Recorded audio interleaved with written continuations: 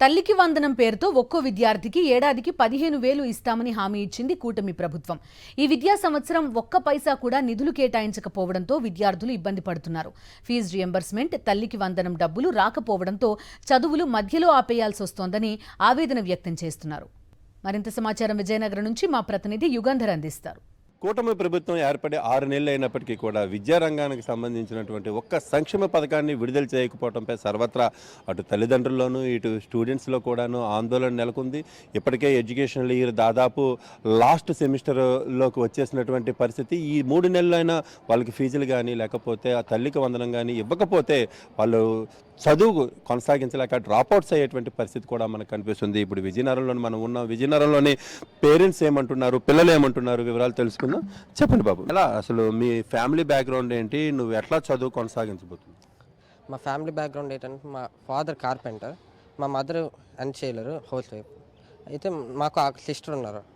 ఇద్దరిని చదివించడానికి చాలా కష్టం అయిపోతుంది. ఎందుకంటే గవర్నమెంట్ ఏదైనా స్కీమ్స్ మీద మేము డిపెండ్ అయ్యి ఉంటున్నాం. ఒకవేళ గవర్నమెంట్ ఏమైనా స్కీమ్స్ లాంచ్ చేయకపోతే మేము డ్రాప్ అవుట్ అవ్వాల్సిన తప్ప మరి ఇంకే ఆప్షన్ లేదు. ఇప్పుడు మీ ఇంట్లో ఫైనాన్షియల్ పరిస్థితి ఏంటి? మీకు ఫీజులు కట్టడానికి, ఎందుకంటే కాలేజీలు నడపాలంటే ఫీజులు కట్టాల్సిందే, వాళ్ళకి ఫీజులు సక్రమంగా ఇవ్వాలి. మీ ఇంట్లో చూసినట్టయితే కొంచెం ఇబ్బందులు ఉంటాయి. ఇప్పుడు ఫీజులు ఏమో ప్రభుత్వం ఇవ్వని పరిస్థితి. ఎట్లాంటి బర్డెన్ ఫేస్ చేస్తున్నారు? అంటే చాలా బర్డెన్ ఫేస్ చేస్తున్నాం. ఎందుకంటే మా అక్కలది సెమిస్టర్ ఫీజు కూడా వచ్చింది, మాది ఇంకా ఫీజు బ్యాలెన్స్ ఉండిపోయింది. గవర్నమెంట్ ఏదైనా స్కీమ్ లాంచ్ చేస్తే ఆ ఫీజుని మేము రెక్టిఫై చేయడానికైనా యూజ్ అవుతుంది. ఆ ఫీజుని కట్టడానికి మేము యూజ్ అవుతుంది, మా అక్కను కూడా చదివించడానికి యూజ్ అవుతుంది. మా ఫాదర్ లేరు సార్, మా మమ్మీయే మమ్మల్ని చదివించాలి.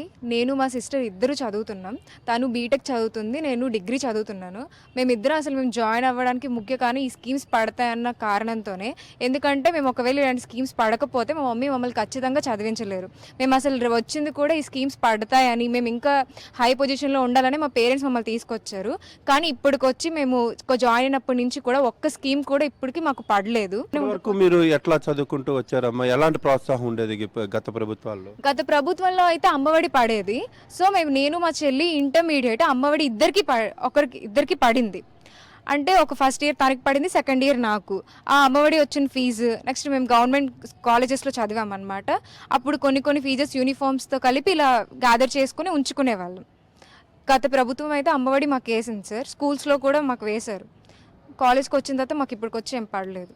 ఇది ఇక్కడ ఉన్నటువంటి పరిస్థితి. ముఖ్యంగా చెప్పాలంటే బడుగు బలహీన వర్గాలకు చెందినటువంటి ఆర్థికంగా తక్కువ ఆదాయం ఉన్నటువంటి వాళ్ళ కుటుంబాలు అయితే మాత్రం పూర్తిగా ఈ ఎడ్యుకేషనల్ సిస్టంలోని సంక్షేమ పథకాలు అంతగా చిదిగిపోతున్నటువంటి వైనం విజయనగరం జిల్లాలోని స్టూడెంట్స్ అందరి దగ్గర వినిపిస్తున్నటువంటి పరిస్థితి. వీడియో ఈశ్వర్తో యుగంధర్, సాక్షి టీవీ, విజయనగరం నుంచి.